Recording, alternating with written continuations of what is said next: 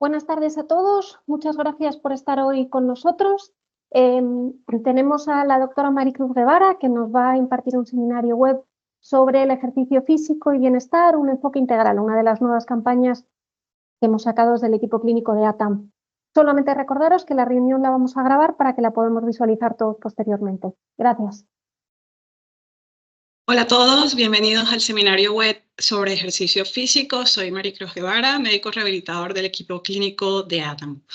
Durante esta presentación vamos a hablar sobre qué entendemos por actividad física, qué es el ejercicio físico, por qué es importante movernos y cuáles son las recomendaciones sobre la cantidad y el tipo de ejercicio que debemos hacer. Al final de la presentación, os invitaremos a participar en nuestra campaña de hábitos saludables a través de la página web del equipo clínico. Comencemos. Empezaremos primero hablando sobre algunos términos que, si bien están relacionados, conviene saber en qué se diferencian y cómo están definidos. Vamos a hablar de la actividad física, del ejercicio físico, del individuo inactivo y del sedentarismo. Empezaremos hablando sobre la actividad física. Y entendemos la actividad física como cualquier movimiento del cuerpo producido por los músculos esqueléticos que conlleve un gasto energético por encima del reposo. O sea, que para la mayor parte de actividades que realizamos día a día, cuando caminamos por la oficina, por la casa, al hacer tareas del hogar, subir, bajar escaleras, cuando hacemos gestiones, todas son actividades que involucran actividad física. Ahora bien, ¿qué es el ejercicio físico? El ejercicio físico es un tipo concreto de actividad física y esta se caracteriza por ser planificada, estructurada y repetitiva. Entonces podemos ver, por ejemplo, a esta chica que está en el gimnasio levantando peso con el compañero que le está ayudando a hacer una serie de repeticiones. Entonces, ¿quién es un individuo inactivo? El individuo inactivo es aquel que no alcanza las recomendaciones de actividad física. Y estas recomendaciones son específicas por grupos de edad y población, y más adelante en la presentación ampliaremos cuáles son específicamente. Pero más o menos se trata de unas 2 horas y media de ejercicio aeróbico moderado a la semana. Entonces, ¿cómo nos imaginamos a ese individuo inactivo? Pues básicamente es el individuo que se desplaza a su trabajo en coche, que evita las escaleras, que utiliza el ascensor y que permanece sentado muchas horas al día, o sea, entre 6 hasta 8 horas al día. Entonces, ¿qué es el sedentarismo?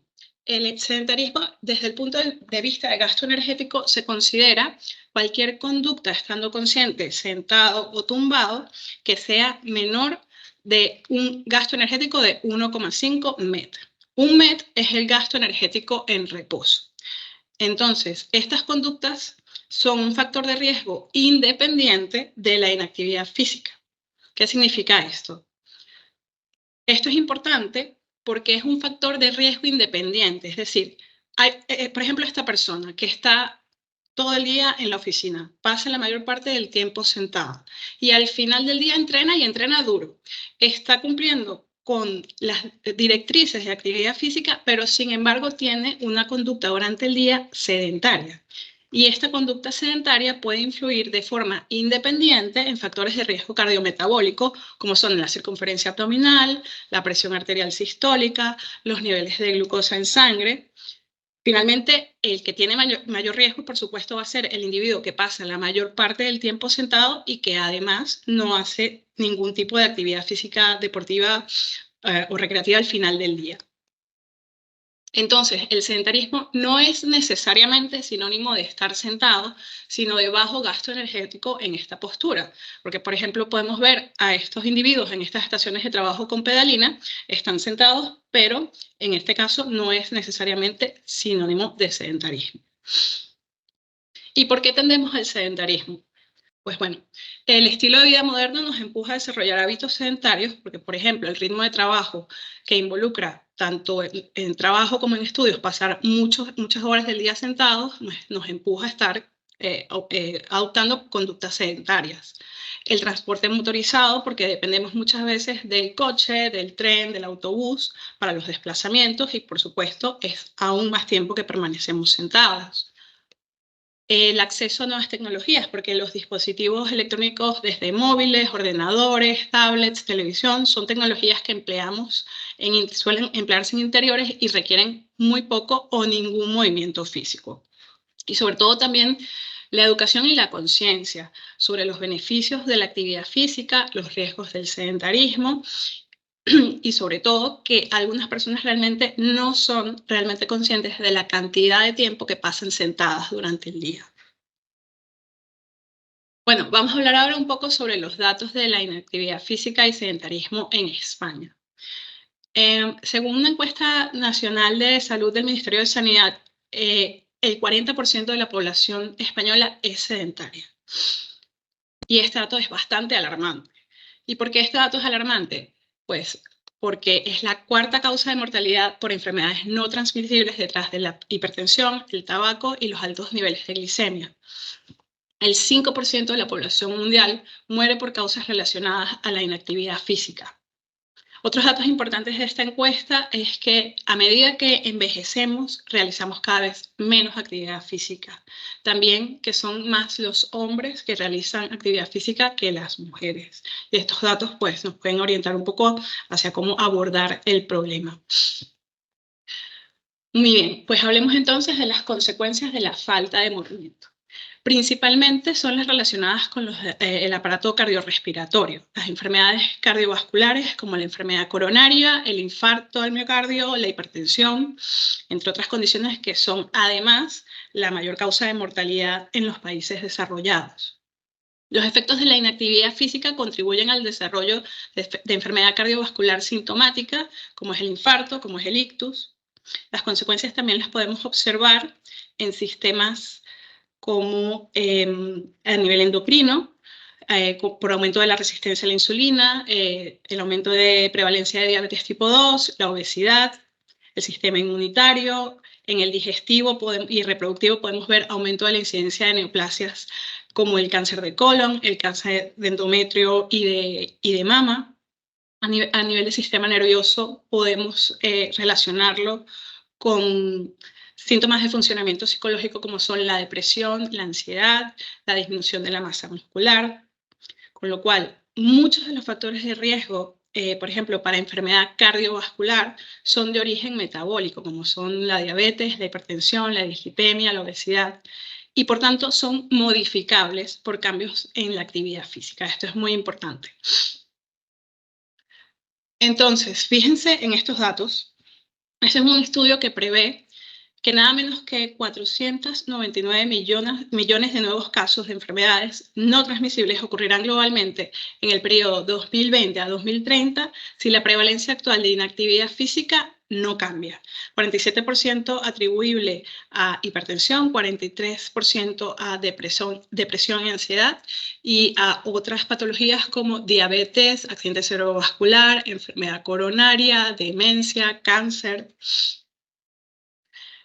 En esta línea, en cuanto al gasto económico, se prevé que para el periodo 2020 a 2030 los sistemas públicos gastarán 47.000 millones de dólares para el manejo de condiciones relacionadas con la falta de actividad física, como son la hipertensión, la diabetes, la enfermedad coronaria, el accidente cerebrovascular, el cáncer, la depresión, la demencia. Pues bien, hablemos un poco sobre cuáles son entonces los beneficios del ejercicio físico. El ejercicio físico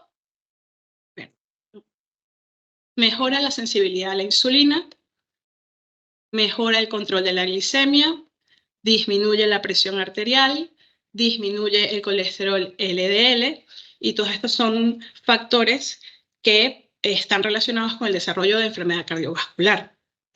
Por lo tanto, disminuye la mortalidad en personas con enfermedad coronaria, mejora la funcionalidad de pacientes con artrosis, es una parte esencial del tratamiento de la osteoporosis, disminuye los niveles de obesidad. Aquí tenemos unos datos relacionados con la incidencia de cáncer y vemos que la actividad física, según esta publicación, puede reducir el riesgo de sufrir hasta 7 tipos de cáncer. Además, el riesgo es menor cuanto más actividad física se haga y cuanto más intensa sea. Desde cáncer de colon, cáncer de mama, de endometrio, de riñón, mieloma, cáncer de hígado, linfoma no Hodgkin, con lo cual vemos los beneficios que puede tener la actividad física. Disminuye el riesgo de episodios de enfermedad cardiovascular en pacientes que han tenido un primer episodio. Beneficia síntomas de migraña y fibromialgia. A nivel del embarazo, disminuye la prevalencia del dolor lumbar, del dolor pélvico, del parto por cesárea, de nacimiento prematuro, de preeclampsia, de sobrepeso y diabetes gestacional. Y aumenta las posibilidades de que el parto sea por vía vaginal. Este es un estudio que tiene unos datos bastante llamativos que sugieren que el ejercicio antes y durante el embarazo podría tener incluso una relación con el rendimiento académico de los niños. Además, pues, mejora la autoestima, la autoconfianza, mejora la respuesta al estrés, mejora los índices de funcionamiento psicológico como la ansiedad y la depresión, porque existe una relación inversa entre los niveles de actividad física y el riesgo de depresión. Las diferencias más importantes se pueden ver en los primeros rangos de actividad, es decir, que por pequeña que sea la actividad física, puede proteger del riesgo de depresión. Y hacer unas 2 horas y media de actividad física moderada puede disminuir hasta un 25% el riesgo de aparición de depresión. Bueno, hablemos un poco sobre la condición física. La condición física son el conjunto de atributos que posee un individuo y que se relacionan con su capacidad para realizar actividad física y actividades de la vida diaria. Y está formada por componentes relacionados con la salud y componentes relacionados con la destreza. Los componentes relacionados con la salud son la condición cardiorrespiratoria, que es la capacidad que tiene nuestro corazón, nuestros vasos y pulmones para transportar y utilizar el oxígeno de manera eficiente. La composición corporal, que es la distribución de músculo, de grasa, de tejido óseo y agua de nuestro organismo. La fuerza muscular, que es la capacidad de los músculos de ejercer fuerza. La resistencia muscular, que es la capacidad del músculo para continuar funcionando sin agotarse. La flexibilidad, que es la amplitud de movimiento disponible de una articulación. Y tenemos los componentes relacionados con la destreza. Estos componentes son la agilidad, que es la capacidad de cambiar la posición del cuerpo en el espacio con velocidad y con precisión. La coordinación, que es la capacidad de utilizar los sentidos para una ejecución fluida y precisa de las tareas. El equilibrio, que es la capacidad de conservar el balance mientras está de pie o en movimiento. La potencia, que es una combinación de fuerza y velocidad, y es la capacidad de generar la mayor fuerza posible en el menor tiempo posible. El tiempo de reacción es el tiempo transcurrido entre un estímulo y la respuesta a este, y la velocidad, que es la capacidad de realizar una tarea en un periodo breve. Vamos a hablar ahora sobre los tipos de ejercicio físico. Pues tenemos el ejercicio físico aeróbico o de resistencia cardiorrespiratoria, el ejercicio de resistencia muscular, ejercicio de flexibilidad y los ejercicios de equilibrio y de estabilidad. Bien. Los ejercicios aeróbicos o de resistencia cardiovascular son los que mejoran nuestra condición cardiorrespiratoria, que como dijimos antes, es esa capacidad que tenemos, la capacidad que tiene el corazón, los pulmones y los vasos de transportar y utilizar el oxígeno de forma eficiente. Son ejercicios que van a aumentar nuestra frecuencia cardíaca y nuestra frecuencia respiratoria. Por ejemplo, el correr, el nadar, el ciclismo o el remo, como podemos ver aquí, son ejercicios de tipo aeróbico. El ejercicio del tipo aeróbico reduce el riesgo de enfermedad cardíaca, mejora la función pulmonar porque mejora la eficiencia del intercambio de gases, aumenta la sensibilidad a la insulina y los niveles de glicemia, por lo tanto evita la instalación de diabetes tipo 2, nos ayuda a controlar el peso, mejora el estado de ánimo y reduce el estrés. Ahora, los ejercicios de resistencia muscular son aquellos que podemos realizar, por ejemplo, con pesas o mancuernas, con máquinas en el gimnasio, con nuestro propio peso o con cintas elásticas, y se refiere a aquellos que acondicionan al músculo para lograr fuerza, potencia y resistencia. Es importante que cada vez las investigaciones nos orientan a que los niveles más elevados de fuerza muscular se asocian también con un menor riesgo cardiometabólico y por tanto menos episodios de enfermedad cardiovascular. Pueden lograrse cambios en biomarcadores como son la glicemia, la sensibilidad a la insulina, y la evidencia sugiere que el entrenamiento de la resistencia muscular puede incluso ser tan eficaz como el entrenamiento aeróbico para el control del tratamiento de la diabetes tipo 2 y la mejora del perfil lipídico en los pacientes con sobrepeso y con obesidad. El ejercicio de resistencia muscular también aumenta nuestra masa ósea, es decir, la densidad y el contenido mineral óseo de nuestros huesos, y puede servir como una medida muy valiosa para prevenir, revertir o retrasar la pérdida de masa ósea en personas con osteoporosis. Puede reducir el dolor y la discapacidad en personas con artrosis. Es eficaz en el tratamiento del dolor de espalda crónico y hay trabajos que también lo relacionan con la mejoría del estrés y la depresión. Los ejercicios de flexibilidad son los ejercicios que aumentan la capacidad de la articulación de moverse en toda la amplitud de su recorrido. Estos ejercicios los hacemos, por ejemplo, cuando practicamos yoga, pilates, danza, algunas artes marciales, y nos permite realizar movimientos que son más fluidos y mejoran nuestra postura, contribuyen a disminuir el riesgo de lesiones y pueden aliviar el dolor muscular.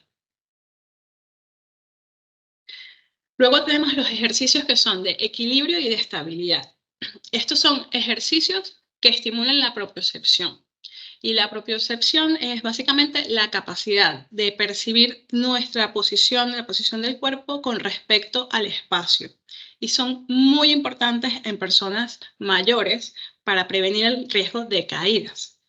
Son también ejercicios que se pueden realizar con fitball, con bosu, con algunas posturas de yoga o de pilates.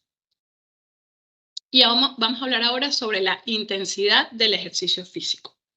Entonces, podemos calcular la intensidad del ejercicio a través del equivalente metabólico o MET. Un MET es el gasto energético en reposo y equivale a 3,5 mililitros de oxígeno por kilogramo de peso minuto o 1 kilocaloría por kilogramo hora. Según esto, entonces, la actividad puede ser ligera cuando está entre 1,6 y 2,9 METs, moderada cuando está entre 3 y 5,9 METs y vigorosa cuando es mayor o igual a 6 METs. Entonces, cuando realizamos actividad física o ejercicios de intensidad ligera. En cuanto al desplazamiento, cuando caminamos sin prisa por la oficina o por la casa, básicamente esa actividad equivale a unos 2 METs. En el hogar, actividades como hacer la cama, planchar, lavar los platos, cocinar, están entre unos 2 a 2,5 METs. Y en cuanto al ocio y los deportes, el billar, los dardos, pescar sentado, tocar algunos instrumentos musicales puede ser también considerado ligera, más o menos un promedio de 2,5 METs. En cuanto a actividad física y ejercicios de intensidad moderada, en desplazamiento es cuando vamos por la calle, por ejemplo, caminando rápido o muy rápido. Ahí estamos entre 3 a 5 METs. En actividades del hogar, cuando limpiamos, por ejemplo, los cristales a fondo, cuando barremos o cuando cortamos el césped, cuando pasamos la pulidora o la aspiradora, son actividades de intensidad moderada que están entre 3 y 5,5 METs. En cuanto al ocio y el deporte, por ejemplo, el tenis de dobles y la danza o el golf son actividades que están más o menos dentro del rango de los 4,5 METs, siendo también moderadas. En cuanto a los ejercicios de intensidad ya vigorosa, y desplazamientos, estamos hablando de ya trotar, correr o hacer sprints, son actividades que están entre los 7 y los 11,5 metros, por lo tanto son muy vigorosas. En cuanto al hogar, ya son actividades que requieren, por ejemplo, paliar o arar o enfardar heno, o sea, actividades más pesadas que pueden llegar entre 7 a 8,5 metros. Y en cuanto al deporte, el ciclismo, el esquí, el básquet, la natación, son actividades que están entre 6 y 10 metros y son consideradas vigorosas. En el marco del Plan de Acción Mundial sobre la Actividad Física de la OMS para el periodo 2018 a 2030, se han planteado una serie de directrices e indicaciones sobre la actividad física y los hábitos sedentarios. Y los siguientes son los mensajes principales de este plan. La actividad física es buena para el corazón, el cuerpo y la mente. Cualquier actividad física es mejor que ninguna y cuanta más, mejor. Toda actividad física cuenta. El fortalecimiento muscular es beneficioso. El sedentarismo es poco saludable. Todas las personas pueden beneficiarse de incrementar la actividad física y reducir los hábitos sedentarios. Pues con esto vamos a empezar cuáles son esas directrices y recomendaciones por grupos de edad y población. En cuanto a niños y adolescentes, la recomendación es que se hagan unos 60 minutos al día de actividad física de intensidad moderada a vigorosa a lo largo de la semana y que la mayor parte de esta pues sea, como he dicho, aeróbica. Y de esos días de la semana que al menos 3 también involucren actividades que refuercen a nivel muscular y óseo, que eso se puede hacer mediante la participación en deportes como natación, baloncesto, fútbol o tenis. Es muy importante limitar el tiempo dedicado a actividades sedentarias y especialmente el tiempo que se permanece delante de una pantalla. En cuanto a los adultos de 18 a 64 años, las recomendaciones es de realizar de entre 150 a 300 minutos de actividad física aeróbica moderada a la semana, que esto es de 2 horas y media a 5 horas de actividad física aeróbica moderada, o de 75 minutos a 150 minutos de actividad física aeróbica vigorosa. O bien también puede ser una combinación de ambos. Se recomienda también realizar al menos 2 días a la semana ejercicios de potenciación muscular de intensidad moderada para trabajar los principales grupos musculares, que no sean días consecutivos y que se hagan, por ejemplo, unos 8 a 10 ejercicios y unas 8 a 12 repeticiones de cada uno.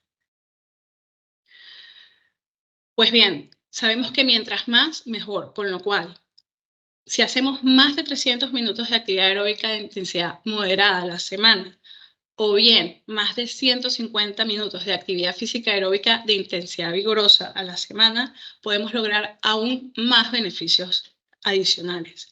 Con lo cual, mientras más, mejor. Como siempre, limitar el tiempo dedicado a las actividades sedentarias y sustituirlo por alguna actividad física de cualquier intensidad, aunque sea leve. Por ejemplo, sustituir el ascensor por las escaleras. Para personas mayores, a partir de 65 años, las recomendaciones son bastante similares que para personas menores de 65 años, es decir, los 150 a 300 minutos de actividad física aeróbica moderada a la semana o 75 a 150 de actividad aeróbica de intensidad vigorosa o una combinación de ambos. También se recomienda el ejercicio de potenciación muscular al menos 2 días no consecutivos a la semana y sobre todo también que al menos 3 días sean actividades físicas multicomponentes. Esas actividades físicas multicomponentes son las que además de la resistencia cardiovascular y la resistencia muscular, involucran coordinación y equilibrio. Y esto es muy importante en esta población porque es lo que va a prevenir el riesgo de caídas. Como siempre, mientras más mejor, con lo cual si se hacen más de 300 minutos de actividad aeróbica moderada o más de 150 de actividad aeróbica intensa, tendremos más beneficios para la salud, Como siempre, limitar el tiempo dedicado a actividades sedentarias y sustituirlo por cualquier actividad física, como por ejemplo esta señora paseando con su nieto, o paseando a la mascota, o llevando una carga cuando va al supermercado. Todo eso cuenta. En cuanto a mujeres embarazadas y en puerperio, las recomendaciones son de al menos 150 minutos de actividad física aeróbica de intensidad moderada, siempre que no haya contraindicaciones. Como siempre, limitar el tiempo dedicado a actividades sedentarias y sustituirlo por cualquier actividad, por muy leve que sea. Me irán repitiendo un poco lo mismo dentro de cada grupo, pero es que básicamente los mensajes son bastante similares. En cuanto a adultos y personas mayores con afecciones crónicas, estamos hablando, por ejemplo, de supervivientes de cáncer, de hipertensión, de pacientes que tienen hipertensión, de diabetes tipo 2, pacientes de VIH. Las recomendaciones son las mismas que en personas mayores de 65 años. 150, 300 de actividad física aeróbica moderada a la semana o 75, 150 de actividad física aeróbica intensa, 2 días a la semana no consecutivos de actividad de potenciación muscular, y también es recomendable las multicomponentes de flexibilidad y coordinación 3 días a la semana. Mientras más mejor, es decir, más de 300 minutos mejor, más de 100 de actividad moderada mejor y más de 150 de actividad vigorosa aeróbica mejor. Siempre limitar el tiempo de actividades sedentarias y sustituirlo por una actividad, aunque sea muy ligera. En cuanto a niños y adolescentes de 5 a 17 años con discapacidad, las recomendaciones son las mismas que para la población infantil y de adolescentes sin discapacidad. Pero claro, esta es una población en la que hay que tomar algunas medidas especiales porque el deporte o el tipo de actividad tiene que ser adaptado y además en un entorno que lo permita. Es una población que tiene, digamos, más dificultad en poder cumplir con estas directrices o estas recomendaciones por las limitaciones derivadas de la discapacidad. Pero una valoración por un especialista, por ejemplo en la consulta de rehabilitación, puede orientar hacia cómo se puede adaptar la actividad física y qué tipo de entorno o qué tipo de actividad conviene hacer. En adultos a partir de 18 años con discapacidad, lo mismo que para adultos sin discapacidad. Lo que pasa es que lo que va a variar es el tipo de actividad. Por ejemplo, aquí vemos a una persona haciendo actividad física moderada, aeróbica, que sale a caminar con su perro guía, o una persona con una prótesis que igual está jugando básquet porque se ha adaptado. Pero básicamente las recomendaciones son las mismas que para los adultos, e incluidas están los 2 días de potenciación muscular a la semana que no sean consecutivos. También se les recomienda hacer actividad física multicomponente, que son ejercicios de flexibilidad, como hemos dicho antes, y coordinación, y como siempre, más mejor. Más de 300 minutos o más de 5 horas a la semana de actividad aeróbica moderada reporta mayores beneficios, al igual que más de 2 horas y media de actividad física aeróbica de intensidad vigorosa. ¿Y es suficiente solo seguir las directrices? Pues seguir las directrices de actividad física está muy bien, pero no es suficiente, porque sabemos que aún cumpliendo los requerimientos de ejercicio físico, de estas horas que hemos hablado, de las 2 horas y media de actividad vigorosa o de las 5 horas de actividad aeróbica moderada, al igual, aunque las cumplamos, podemos seguir teniendo conductas sedentarias, porque recordamos, por ejemplo, a esa chica que al principio de la presentación pues entrenaba muy duro al final del día, pero pasaba la mayor parte del tiempo sentada en la oficina. Y las conductas sedentarias, como hemos dicho al principio de la presentación, contribuyen de forma independiente en el desarrollo de enfermedad cardiovascular, de diabetes tipo 2, y está asociada también de forma independiente al aumento del perímetro de la circunferencia abdominal y de la glicemia. Entonces, lo importante es que también, además de cumplir las recomendaciones, intentemos romper con esa conducta o esa tendencia al sedentarismo.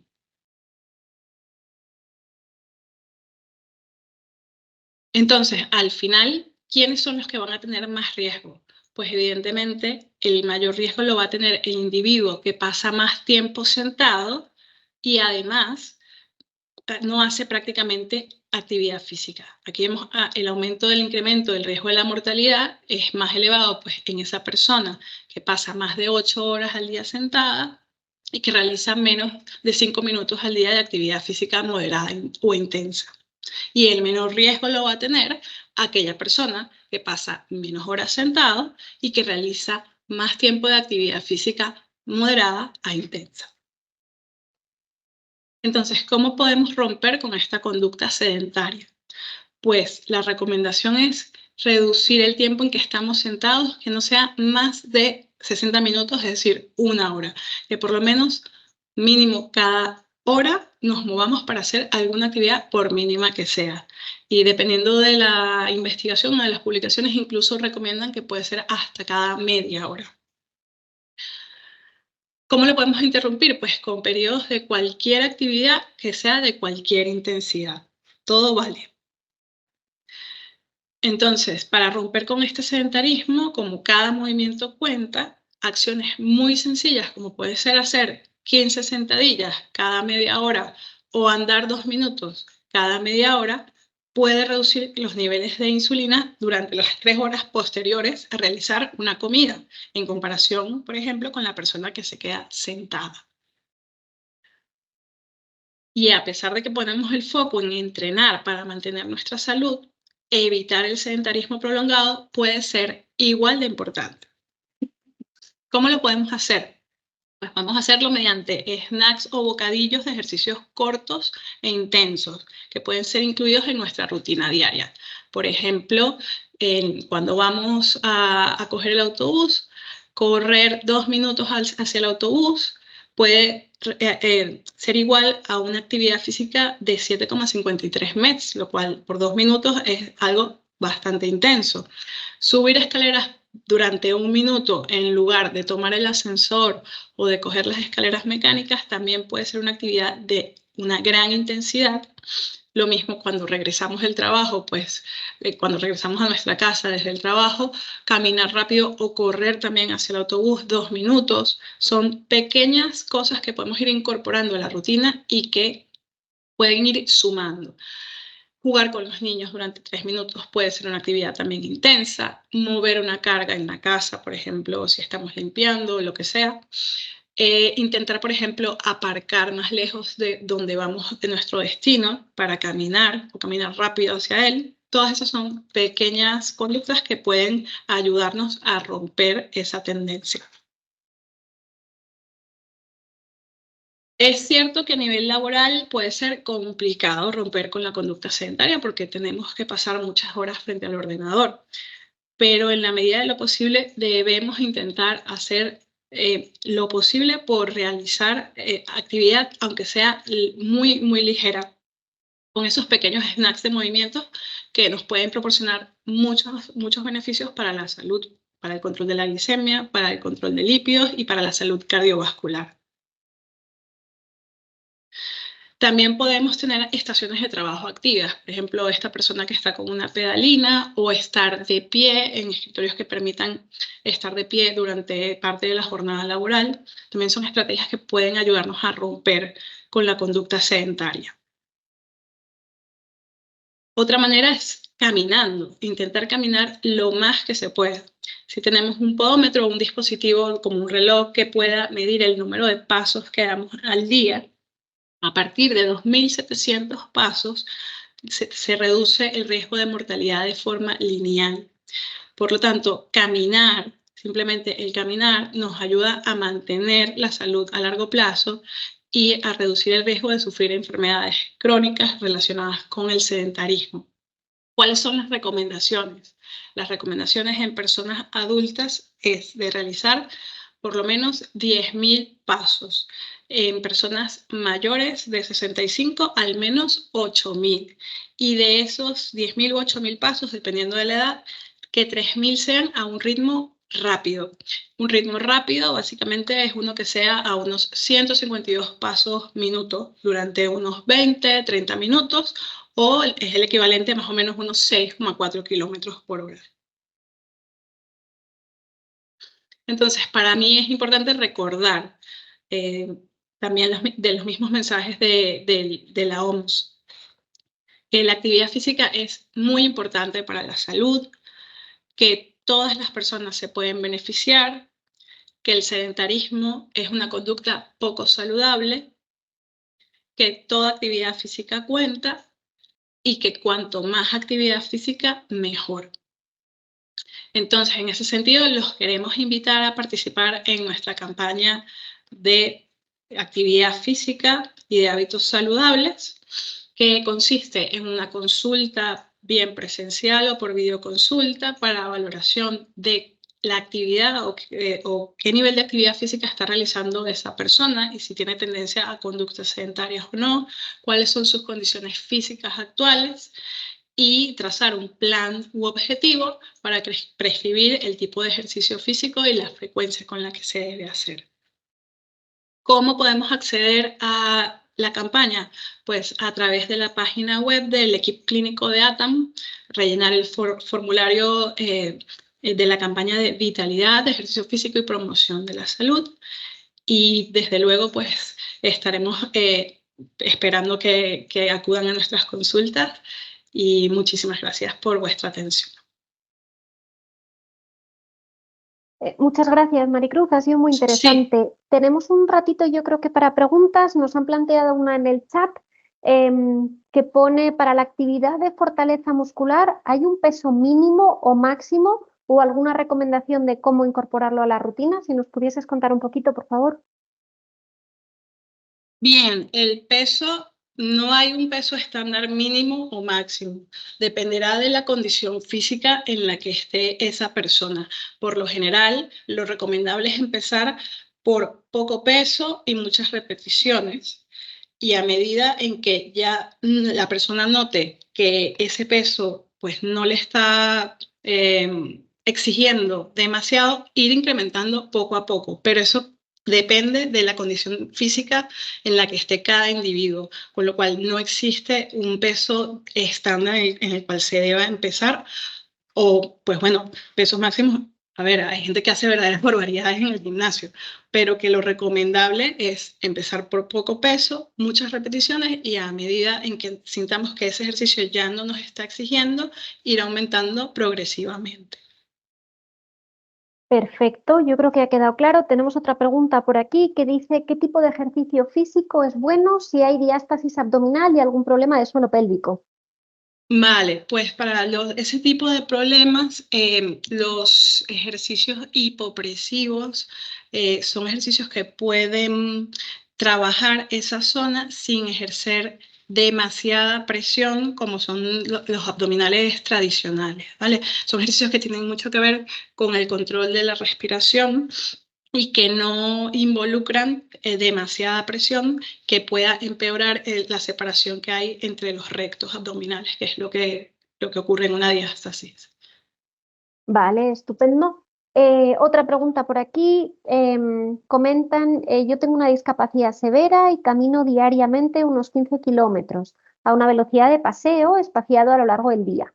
Pero algunos fines de semana hago una ruta caminando de manera continua de unos 15-17 kilómetros, pero acabo reventado, me duele todo. ¿A qué puede ser debido que, siendo una distancia y una velocidad parecida, que la continua sin parar me canse tanto? Pues habría que estudiar un poco más, tal vez, o sea, por ejemplo, en la consulta ampliaríamos un poco cuál es el estilo de vida de esa persona, hay que, digamos, ahondar un poco más para yo poder dar una respuesta más acertada sobre qué puede estar justificando.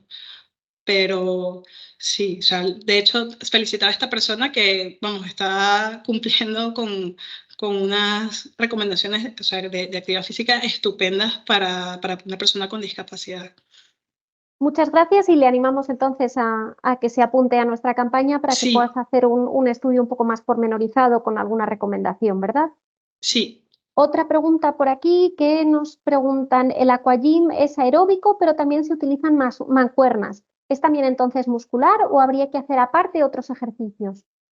Pues no, también vamos a ver el aquarobics o aquagym, dependiendo del tipo de actividad, puede también ser, aparte de resistencia cardiovascular, también puede estar, digamos, facilitando los ejercicios de resistencia muscular, sobre todo porque se hacen o sea, el músculo tiene que ejercer fuerza contra el agua y además si incorporas peso, pues también estás potenciando la musculatura, con lo cual es un ejercicio que tiene ambos tipos de ejercicio, tanto aeróbico como de resistencia. Perfecto. Otra pregunta por aquí que preguntan acerca del ejercicio en menopausia.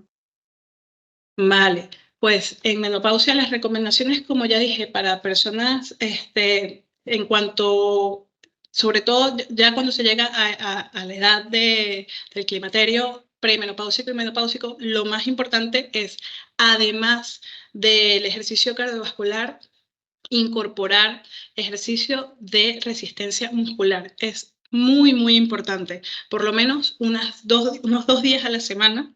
Si pueden ser 3, mejor. Siempre lo importante es que no sean días consecutivos, pero esta población se beneficia especialmente de este tipo de ejercicio porque ayuda a la mineralización ósea y a disminuir el riesgo que hay de osteoporosis y que aumenta en esa población. Preguntan por aquí otra vez si podrías volver a compartir o explicar cómo acceder de nuevo al formulario. Pues sí, dame un segundito.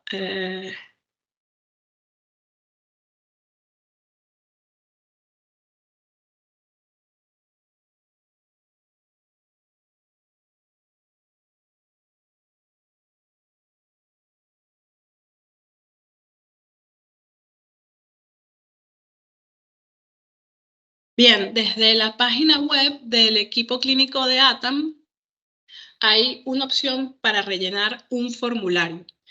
Y en ese formulario hay que elegir la campaña.